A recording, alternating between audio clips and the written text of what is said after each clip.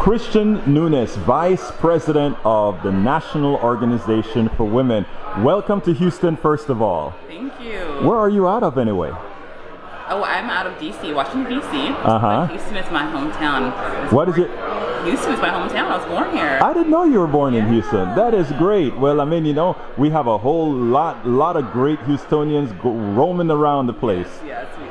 Anyhow, tell me a little bit about your intent for being here in Houston with the National Organization of Women, for which you are the Vice President. Definitely. So we are here because we want to bring it to attention the issues that are going on at the detention camps and detention centers here.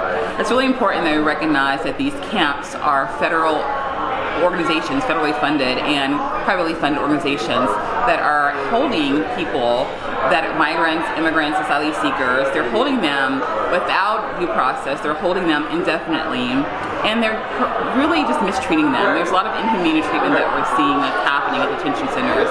And I feel that a lot of times people are so disconnected from what's happening in their back door that they don't realize what their neighbors and their family members and friends and family are experiencing. So we're here to bring attention to immigration rights and make sure that we all stand in solidarity and support these individuals in their fight. Now, the National Organization of Women, it seems like over the last several years have had to be very busy on the immigration front. I mean, we started with the Muslim ban, where you guys played a very important role in that as well. Tell us a little bit about why you think that is the case, and is it getting better, and well, is it getting any better? Immigration rights? Yes. No, they are not getting better. Uh-huh. Unfortunately, under this current presidential administration, we have people that have been elected in positions of power that are overseeing immigration rights in different departments who have every viewpoint that's opposite of protecting immigration rights. And we're seeing our own chief of staff and our own president who are basically doing everything they can to strip rights away from people because they are not American citizens.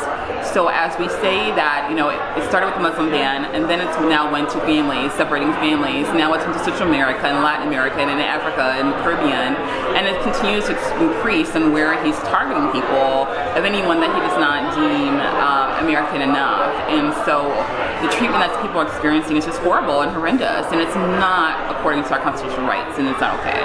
Now, what do you expect that now you have a new Bill of Rights that you want to get passed? How do you intend on implementing that from a practical, pragmatic point of view?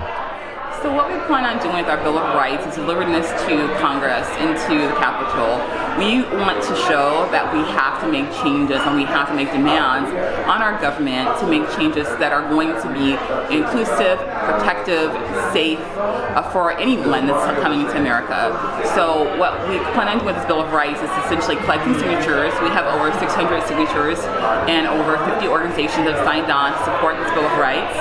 We're asking really for restoration of basic human rights. We're asking that people being detained aren't being treated cruel. They're getting clean drinking water. Women are getting sanitary pads, and women are getting able to nurse their babies. These are basic treatments that people deserve, and we pride ourselves on as a country that we give to people.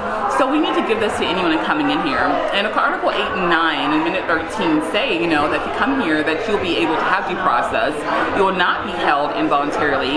But what we're seeing is the opposite happening. So we have to do this Bill of Rights to recall and remind everyone what our Constitution is about and what we stand for, our principles as Americans in America, that this is not acceptable and not okay.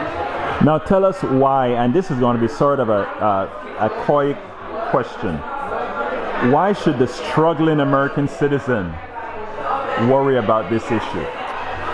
Well, I believe that we don't live siloed lives. If we believe in human rights, we have to believe in human rights for everyone. So if we're saying that I support human rights and dignity and respect and care for everyone, immigration rights are human rights. So we can't separate it because maybe we're not an immigrant, because our ancestors were immigrants. Someone came from this country was built and founded on immigrants. So now to be able to say that, okay, well, I don't want to deal with this issue because it's not related to me, is not realistic, because in some ways we're all related and connected, and we don't live individual lives, we live very connected lives.